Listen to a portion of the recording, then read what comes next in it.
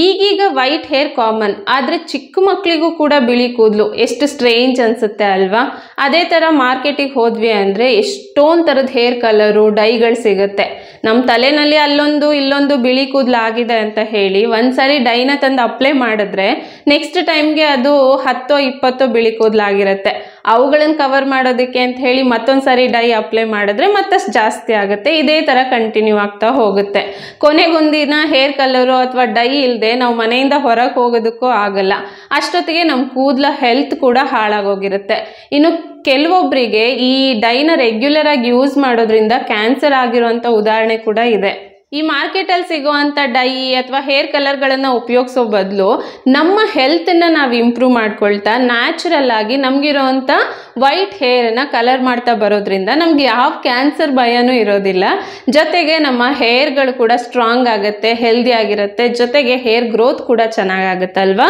So ಇವತ್ತು ಈ ವಿಡಿಯೋನಲ್ಲಿ ನಾನು ನಿಮಗೆ ನ್ಯಾಚುರಲ್ ಆಗಿ ನಮ್ಮ ಹೇರನ್ನು ಹೇಗೆ ಕಲರ್ ಮಾಡ್ಕೋಬೋದು ಅಂತ ಹೇಳಿ ತೋರಿಸ್ಕೊಡ್ತೀನಿ. ಬನ್ನಿ ವಿಡಿಯೋ ಸ್ಟಾರ್ಟ್ ಮಾಡೋಣ. ನಮಸ್ತೆ ಎಲ್ರಿಗೂ, ನಾನು ನಿಮ್ಮ ಪ್ರೀತಿಯ Prema Shankar. Welcome back to another video. ಇದರಲ್ಲಿ 2 ಸ್ಟೆಪ್ ಪ್ರೋಸೆಸ್ ಇರುತ್ತೆ. ಮೊದಲನೇದು ಹೆನ್ನಾ ಅಪ್ಲಿಕೇಶನ್, ಎರಡನೇದು ಇಂಡಿಗೋ ಅಪ್ಲಿಕೇಶನ್. ಹೆನ್ನಾ ಅಪ್ಲೈ ಮಾಡಿದ್ಮೇಲೆ ಅಫ್ಕೋರ್ಸ್ ನಮ್ಮ ಕೂದಲು ರೆಡ್ ಆಗುತ್ತೆ. ಆದರೆ ಇವತ್ತು ನಾನು ಹೇಳೋ ಥರ ಇಂಡಿಗೋ ಅಪ್ಲಿಕೇಶನ್ನ ನೀವು ಮಾಡಿದ್ರೆ ಅಂದರೆ ಡೆಫಿನೆಟ್ ಆಗಿ ನೀವೇ ಆಶ್ಚರ್ಯ ಪಡೋ ಥರ ನಿಮ್ಮ ಕೂದಲು ಡಾರ್ಕ್ ಆಗುತ್ತೆ. ಸೊ ಈ ಇಂಡಿಗೋ ಅಂದರೆ ಏನು, ಹೇಗೆ ಯೂಸ್ ಮಾಡಬೇಕು, ಪ್ರತಿಯೊಂದು ಡೀಟೇಲ್ಸ್ನು ಕೂಡ ನಾನು ಈ ವಿಡಿಯೋನಲ್ಲಿ ನಿಮ್ಮ ಜೊತೆ ಶೇರ್ ಮಾಡ್ತೀನಿ. ಕೂದಲಿಗೆ ಮೆಹಂದಿ ಅಪ್ಲೈ ಮಾಡಿದ್ರೆ ನನಗೆ ತಲೆನೋವು ಬರುತ್ತೆ, ಶೀತ ಆಗುತ್ತೆ, ಹಾಗೆ ನಂದು ಕೋಲ್ಡ್ ಬಾಡಿ ಅಂತ ತುಂಬ ಜನ ಮೆಹಂದಿ ಹಚ್ಚೋದನ್ನೇ ಬಿಟ್ಟಿರ್ತೀರ ಅಲ್ವಾ? ಅಂಥವರು ಕೂಡ ಇವತ್ತು ನಾನು ಹೇಳೋ ಅಂಥ ಮೆಥಡ್ನಲ್ಲಿ ಮೆಹಂದಿನ ಕೂದಲಿಗೆ ಅಪ್ಲೈ ಮಾಡಿದ್ರೆ ಡೆಫಿನೆಟ್ ಆಗಿ ನಿಮಗೆ ಶೀತ ಕೆಮ್ಮು ಏನೂ ಆಗಲ್ಲ. ಸೊ ಹೆದರೋದು ಬೇಡ, ಪ್ರೋಸೆಸ್ ನೋಡೋಣ. ಇಲ್ಲಿ ಮೊದಲು ನಾನೀಗ ಮೆಹಂದಿನ ಕಲಿಸ್ಕೊಂಡ್ಬಿಡ್ತೀನಿ. ಮೆಹಂದಿ ಕಲಿಸೋದಕ್ಕೆ ಐರನ್ ಕಡಾಯಿ ಅಥವಾ ಬೌಲೇ ಬೇಕು ಅಂತ ಯಾವ ರೂಲ್ಸು ಇಲ್ಲ. ಒಂದು ವೇಳೆ ನಿಮ್ಮ ಹತ್ರ ಐರನ್ ಕಡಾಯಿ ಅಥವಾ ಬೌಲ್ ಇತ್ತು ಅಂದರೆ ಪ್ರಿಫರಬಲಿ ಅದರಲ್ಲೇ ಕಲಿಸ್ಕೊಳ್ಳಿ. ಇಲ್ಲ ಅಂದರೆ ಈ ರೀತಿ ಸ್ಟೀಲ್ ಬೌಲಲ್ಲಿ ಕೂಡ ನೀವು ಮೆಹಂದಿನ ಕಲಿಸ್ಕೋಬೋದು.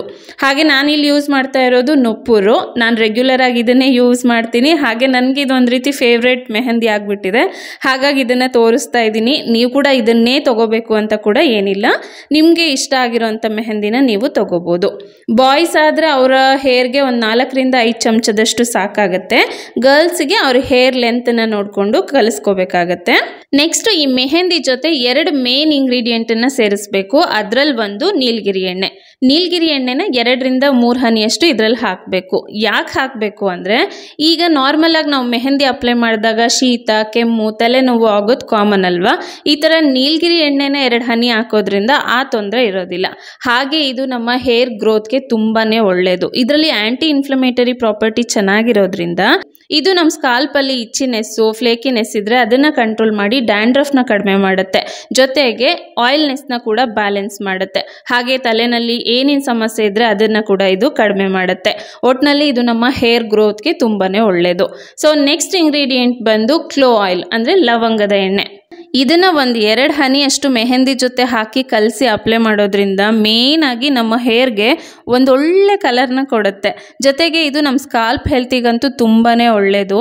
ಇದು ಪ್ರೀ ಮೆಚೂರ್ ಗ್ರೇ ಹೇರ್ ಅಂದರೆ ವಯಸ್ಸಿಗೆ ಮುಂಚೆನೇ ಕೂದಲು ಬಿಳಿ ಆಗ್ತಾ ಇರುತ್ತಲ್ವ, ಅದನ್ನು ಆದಷ್ಟು ಇದು ಕಂಟ್ರೋಲ್ ಮಾಡುತ್ತೆ. ಜೊತೆಗೆ ಡ್ಯಾಂಡ್ರಫ್ ಸಮಸ್ಯೆನೂ ಕೂಡ ಇದು ಕಡಿಮೆ ಮಾಡುತ್ತೆ. ಒಟ್ಟಿನಲ್ಲಿ ಇದು ನಮ್ಮ ಹೇರ್ ಗ್ರೋತ್ಗಂತೂ ತುಂಬಾ ಒಳ್ಳೆಯದು. ಇದನ್ನು ನಾವು ರೆಗ್ಯುಲರ್ ಆಗಿ ಯೂಸ್ ಮಾಡೋದ್ರಿಂದ ನಮ್ಮ ಕೂದಲು ಸಾಫ್ಟ್ ಸಿಲ್ಕಿ ಮತ್ತು ಶೈನಿಂಗ್ ಕೂಡ ಆಗುತ್ತೆ. ಸೊ ಒಂದ್ಸರಿ ಈ ನೀಲಗಿರಿ ಎಣ್ಣೆ ಮತ್ತು ಕ್ಲೋ ಆಯಿಲನ್ನು ತಂದು ಇಟ್ಕೊಂಡ್ಬಿಟ್ರೆ ನಾವು ಯಾವಾಗೆಲ್ಲ ಮೆಹಂದಿ ಕಲಸಿ ಅಪ್ಲೈ ಮಾಡ್ತೀವೋ ಆವಾಗೆಲ್ಲ ಕೂಡ ಯೂಸ್ ಮಾಡ್ಬೋದು. ಹಾಗೆ ಮೆಹಂದಿ ಜೊತೆ ಇಲ್ಲ ಅಂದರೂ ಕೂಡ ನಾರ್ಮಲ್ ತಲೆನೋವು ಬಂದಾಗ ಶೀತ ಆಗಿರೋ ಟೈಮಲ್ಲಿ ಕೂಡ ಯೂಸ್ ಮಾಡ್ಬೋದು. ಇನ್ನು ಮಕ್ಳಿಗೂ ಕೂಡ ಇದನ್ನು ಸ್ನಾನ ಮಾಡುವಂಥ ನೀರಲ್ಲಿ ಒಂದು 2 ಹನಿಯಷ್ಟು ಹಾಕಿ ಸ್ನಾನ ಮಾಡಿಸಿದ್ರೆ ಶೀತ ಆಗೋದೆಲ್ಲ ತುಂಬಾ ಕಡಿಮೆ ಆಗಿಬಿಡುತ್ತೆ. ಈ ಎರಡನ್ನು ಮೆಹಂದಿ ಜೊತೆ 2-3 ಹನಿಯಷ್ಟು ಹಾಕಿ ಸ್ವಲ್ಪ ನೀರು ಹಾಕಿ ಚೆನ್ನಾಗಿ ಕಲಸಿ ರಾತ್ರಿನೇ ಎತ್ತಿಡಬೇಕು. ಬೆಳಿಗ್ಗೆ ಅಷ್ಟರಲ್ಲಿ ಇದು ಸ್ವಲ್ಪ ಗಟ್ಟಿ ಆಗಿತ್ತು ಅಂದರೆ ಇನ್ನೊಂದು ಸ್ವಲ್ಪ ನೀರು ಹಾಕಿ ನೀವು ಕನ್ಸಿಸ್ಟೆನ್ಸಿ ಅಡ್ಜಸ್ಟ್ ಮಾಡಿಕೊಂಡು ಹೇರ್ಗೆ ಅಪ್ಲೈ ಮಾಡ್ಕೋಬೋದು. ಅಟ್ಲೀಸ್ಟ್ ಇದು ಒಂದು 8-9 ಗಂಟೆವರೆಗಾದರೂ ಚೆನ್ನಾಗಿ ನೆಂದರೆ ಕಲರ್ ಚೆನ್ನಾಗಿ ಬಿಟ್ಕೊಳ್ಳುತ್ತೆ. ನಮಗೆ ಅಷ್ಟೆಲ್ಲ ಟೈಮ್ ಇಲ್ಲ ಅಂದರೂ ಕೂಡ ಮಿನಿಮಮ್ 4-5 ಗಂಟೆವರೆಗೂನಾದರೂ ಮೆಹಂದಿ ನೆನಿಲೇಬೇಕು. ಆವಾಗಲೇ ನಮ್ಮ ಕೂದಲಿಗೆ ಒಳ್ಳೆ ಕಲರ್ ಬರೋದಕ್ಕೆ ಸಾಧ್ಯ. ನಾನೀಗ ಈ ಮೆಹಂದಿನ ಇವ್ರಿಗೆ ಅಪ್ಲೈ ಮಾಡಿ ತೋರಿಸ್ತಾ ಇದ್ದೀನಿ ನೋಡಿ.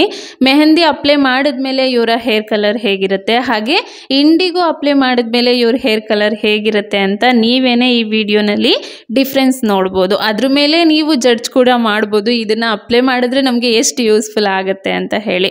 ಸೊ ಪೂರ್ತಿ ಈ ಮೆಹಂದಿನ ಸ್ಕಾಲ್ಪಿಂದ ಹಿಡಿದು ಹೇರ್ ಲೆಂತ್ವರೆಗೂ ಕೂಡ ನೀಟಾಗಿ ಅಪ್ಲೈ ಮಾಡಬೇಕು ಲೇಡೀಸ್ ಆದರೆ. ಇನ್ನು ಬಾಯ್ಸ್ಗಂತೂ ತುಂಬಾ ಈಸಿ ಮೆಹಂದಿ ಅಪ್ಲೈ ಮಾಡೋದಾಗಿರ್ಬೋದು ಅಥವಾ ಈ ಇಂಡಿಗೋನ ಅಪ್ಲೈ ಮಾಡೋದಾಗಿರ್ಬೋದು. ಸೊ ಈ ಮೆಹಂದಿ ಅಪ್ಲೈ ಮಾಡಿದ್ಮೇಲೆ 1 ರಿಂದ 2 ಗಂಟೆವರೆಗೂ ಚೆನ್ನಾಗಿ ಇದನ್ನು ಒಣಗೋದಕ್ಕೆ ಬಿಡಿ. ಒಣಗಿದಾದ್ಮೇಲೆ ಶಾಂಪು ಹಾಕದೇನೆ ಹೇರ್ ವಾಶ್ ಮಾಡಬೇಕು.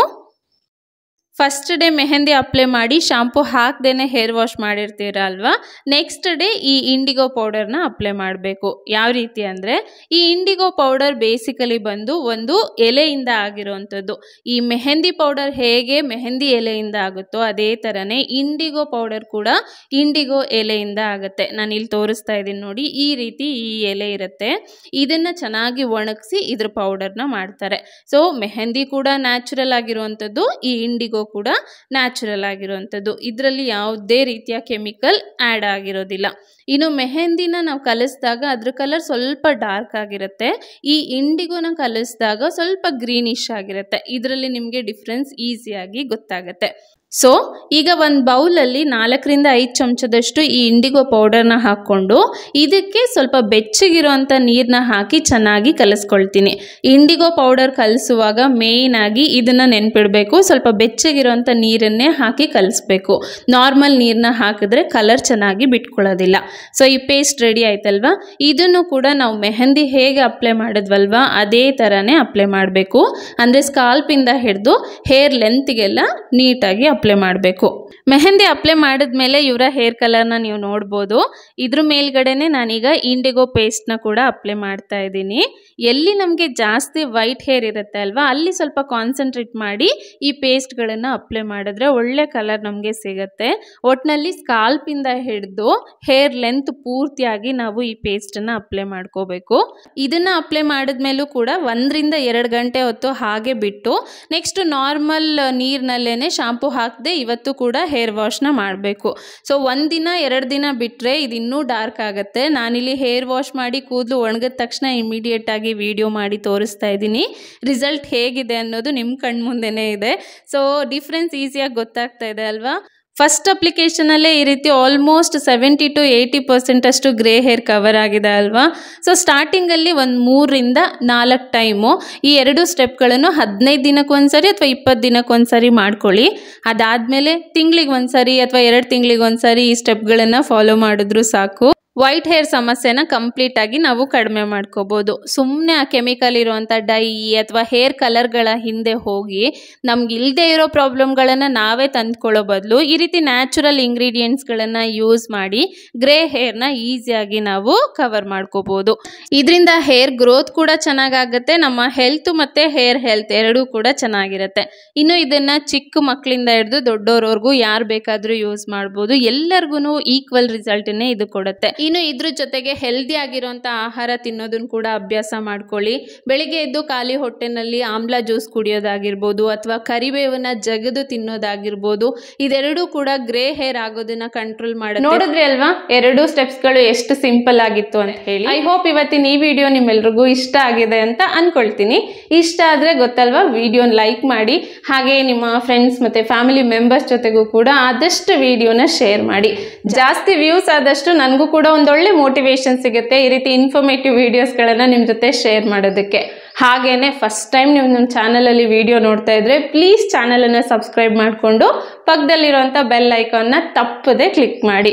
ಸೊ ಮತ್ತೆ ಸಿಗ್ತೀನಿ ಇನ್ನೊಂದು ಇನ್ಫಾರ್ಮೇಟಿವ್ ವಿಡಿಯೋ ಜೊತೆ. ಅಲ್ಲಿವರೆಗೂ thanks for watching. Bye bye, take care.